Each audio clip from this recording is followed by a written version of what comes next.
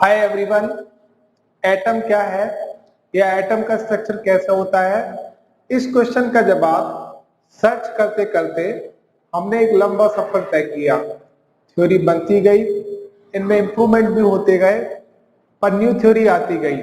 लोग कहते हैं कि सफर की शुरुआत करने में अनेक वैज्ञानिकों ने अपना अपना योगदान दिया, पर साइंटिस्ट जे थॉमसन भी थे। इन्हें एटम की डिस्कवरी के लिए यानी कि स्ट्रक्चर ऑफ एटम के मॉडल के लिए नोबेल प्राइज मिला। इनका पूरा नाम था जोसेफ जॉन थॉमसन। इन्होंने जो मॉडल दिया उसे हम प्लम पुडिंग मॉडल या वाटरमेलन मॉडल या रेजिन मॉडल के नाम से जानते हैं। आज के इस वीडियो में हम इसी प्लम पुडिंग मॉडल पर डिस्कस करने वाले हैं और ये होता क्या है एग्जैक्टली इस पर हम डिस्कस करेंगे। तो बने रहिए हमारे साथ। क्लास 11 और 12 की फुल सिलेबस के फुल चैप्टर की वीडियो देखने के लिए आप YouTube सर्च बार में camp for you doctor Panchal को सर्च करें और हर चैप्टर की वीडियो को आप देखें। आप हम ऐसे ही यहाँ पर वीडियो देते रहेंगे, मगर उससे पहले हम डिस्कस करते हैं प्लम पुडिंग मॉडल पर, जो हमारा आज का टॉपिक है। इस टॉपिक में क्या होता है कि अब मेरे मन में एक क्वेश्चन आ रहा है, वो ये कि जो थॉमसन ने अपना मॉडल जो दिया, जिसे हम एटॉमिक मॉडल ऑफ या जे थॉमसन का एटॉमिक मॉडल कहते थे, अब थॉमसन अपने इस मॉडल पर कैसे पहुंचे, इसके लिए ये बहुत पता लगाना जरूरी है कि जिस समय मॉडल दिया गया उस नॉलेज के हिसाब से, उस समय के हिसाब से हमारे पास एटम से रिलेटेड क्या क्या इंफॉर्मेशन थी। जो उस समय अवेलेबल इंफॉर्मेशन थी वो दो इंफॉर्मेशन थी कि atom have no net electric charge और electron are negatively charge particle. इन दोनों इंफॉर्मेशन के बिहाफ पर अब ये थॉमसन को आगे बढ़ना था और बढ़ते बढ़ते उन्हें इतना समझ आ गया था कि atom uniformly positive charge particle है उस समय की नॉलेज के आधार पर। यानी कि ये अगर मान लो मेरे पास एटम है और ये यूनिफॉर्मली पॉजिटिवली चार्ज रखता है, इस कॉन्सेप्ट के आधार पर ये पूरा मॉडल है। और जो हमारे पास पॉजिटिव चार्ज है उसी में अलग अलग कहीं ना कहीं नेगेटिव चार्ज भरा है, और जे थॉमसन इलेक्ट्रॉन की डिस्कवरी पहले ही कर चुके थे। जैसे मानो जो पॉजिटिव चार्ज और नेगेटिव चार्ज चिपका हुआ है, जैसे केक में चेरी को भर देते हैं, इसी तरह से प्लम पुडिंग मॉडल दिया गया। इस मॉडल को प्लम पुडिंग मॉडल के अलावा वाटरमेलन मॉडल भी कहा जाता है। वाटरमेलन मॉडल भी कहा जाता है। थॉमसन ने जो वाटरमेलन मॉडल यानी कि इस प्लम पुडिंग मॉडल के बिहाफ पर यहाँ पर ऐसे एक वाटरमेलन को ऐसे बीच में काटा और इस तरीके से जो नेगेटिव चार्ज है, जैसे वाटरमेलन में बीज सीड जो होते हैं वो इस तरीके से बिखरे हुए होते हैं। इन सीड को उन्होंने, इन बीजों को उन्होंने इलेक्ट्रॉन माना और बाकी जो एडिबल पार्ट जो रेड कलर का होता है वाटरमेलन में, उस डेंसर पार्ट को पॉजिटिव माना।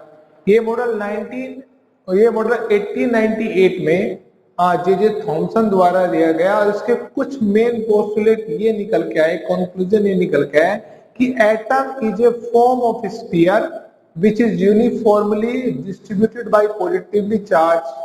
और साइज ऑफ एटम जो दिया गया वो दिया गया 10 to the power minus 10 metre, 10 to the power minus 10 metre atom का साइज। उस समय जो डायमीटर जो दिया गया एटम का वो दिया गया था 10 to the power minus 10 metre.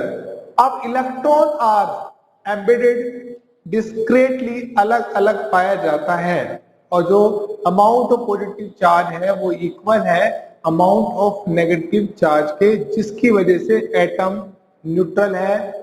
और इसी को ओवरऑल इलेक्ट्रिकल न्यूट्रलिटी या ओवरऑल न्यूट्रलिटी ऑफ एटम माना गया, जिसे जे थॉमसन ने बताया।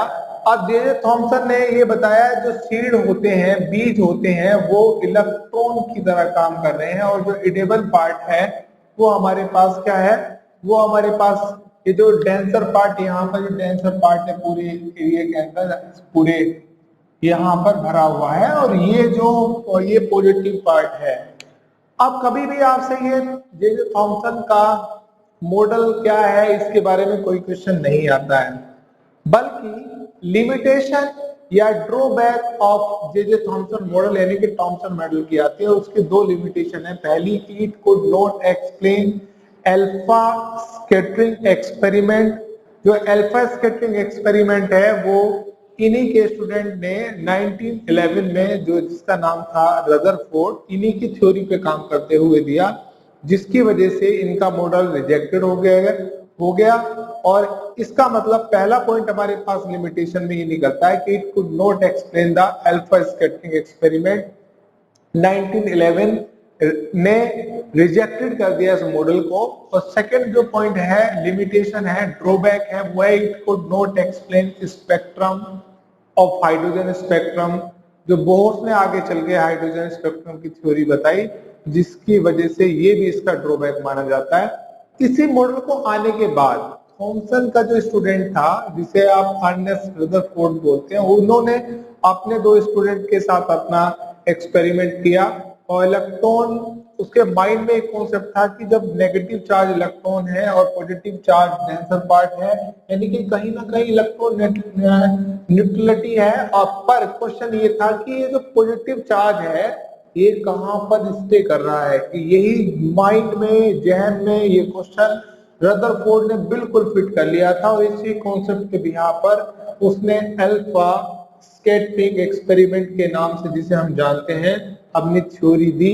पर वो इन्हीं के स्टूडेंट थे 1911 में, जो थ्योरी आगे चल के बढ़ के अल्फा स्कैटरिंग एक्सपेरिमेंट के नाम से जानी। हम अपनी अगली वीडियो में अल्फा स्कैटरिंग एक्सपेरिमेंट यानी कि रदरफोर्ड का जो एटॉमिक मॉडल है उसी पे बात करने वाले हैं। Thank you everyone. I hope आपको ये वीडियो अच्छी लगी हो।